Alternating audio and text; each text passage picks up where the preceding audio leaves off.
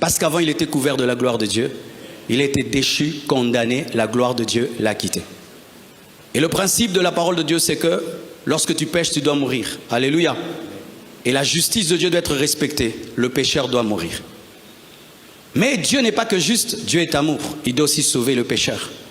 Mais comment il va faire à la fois tuer le pécheur et sauver le pécheur? Il n'y a qu'un seul principe.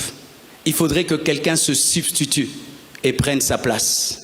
C'est ce que la Bible appelle la justification. Enlève ta veste. Jésus prend sa justice. C'est que le diable n'avait pas prévu. Parce que ce qui lui est arrivé lorsqu'il a péché, il n'y a pas eu de justification pour lui. Il a cru que Dieu est le même pour les hommes et pour les anges. Alors que les anges sont différents des hommes. Aucun ange n'a été créé à l'image de Dieu à sa ressemblance, mais l'homme mode des terres a été créé à l'image de Dieu à sa ressemblance. Et Dieu devait voler au secours de lui-même. Et voici une vérité que tu dois savoir. C'est que lorsque Jésus-Christ vient, il te revêt de sa justice. Tu n'es pas déclaré innocent. Tu es toujours coupable, mais tu es couvert par la justice de quelqu'un d'autre. J'aimerais répéter ceci. Lorsque Dieu te justifie, tu n'es pas déclaré innocent parce que réellement tu as commis les péchés. Mais tu es justifié. C'est-à-dire quoi? La justice de quelqu'un d'autre t'est prêtée. Et lorsque Satan vient t'accuser, ton avocat Jésus plaide pour toi que tu ne sois pas traité en fonction de ce que tu es, mais en fonction de ce qui te couvre, sa justice.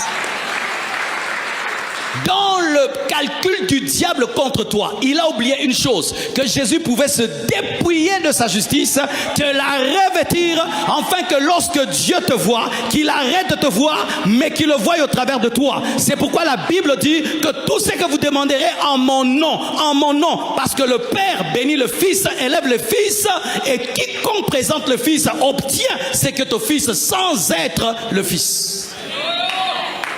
C'est pourquoi, pour finir, allez prêcher l'évangile au monde. Allez dire aux hommes que Jésus est mort pour eux. Allez dire aux hommes que le plan du diable a échoué. Qu'il y a un homme qui est venu sur la terre et qui a perturbé tout le plan. Il s'appelle Jésus-Christ de Nazareth.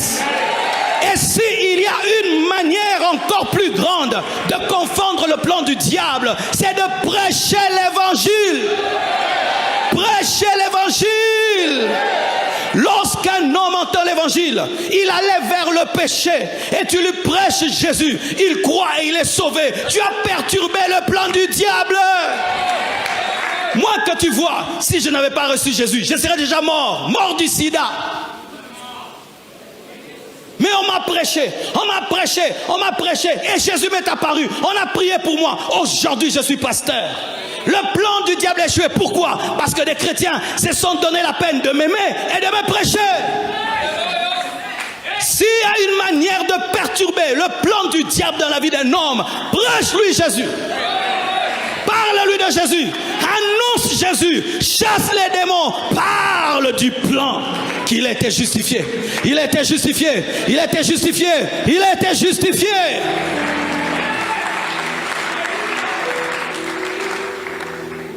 Annoncez l'évangile. Et un meurtrier deviendra un prédicateur. Annoncez l'évangile. Un sorcier deviendra adorateur. Annoncez l'évangile. Et le plan caché de Dieu dans un homme se révélera. Annoncez l'évangile. Et vous dérangerez le complot satanique. Imagine, tu vas dans un village et tu prêches l'évangile. Le sorcier du village se convertit. Tu as perturbé le plan du diable. Chrétiens, quand vous sortez de tels endroits, allez dire ce que Jésus est.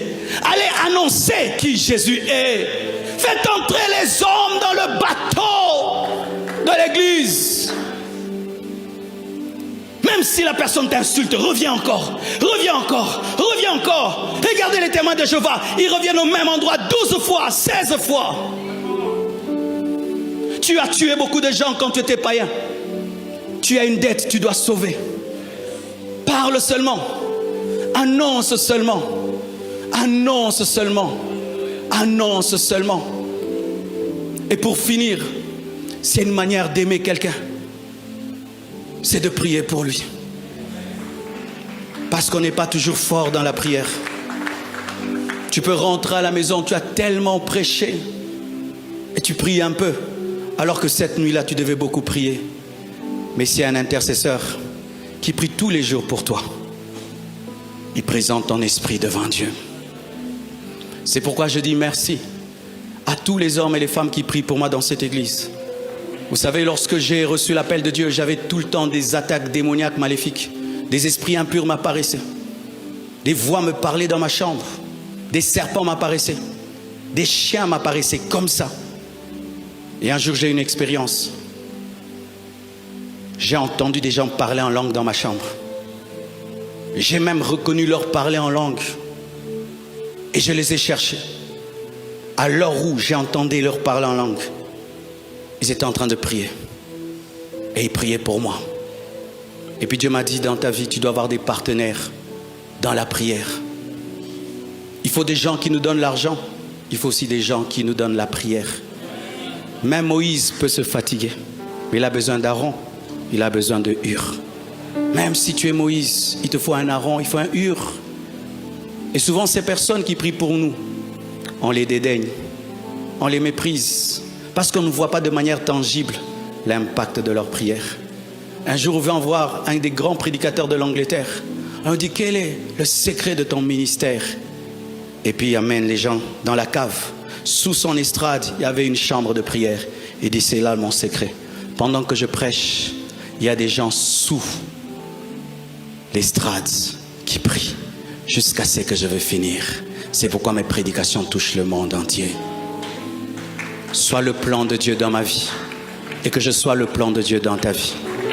Le jour que tu seras faible, je ne te tuerai pas. Et quand je serai faible, tu ne me tueras pas. Que Dieu vous bénisse abondamment.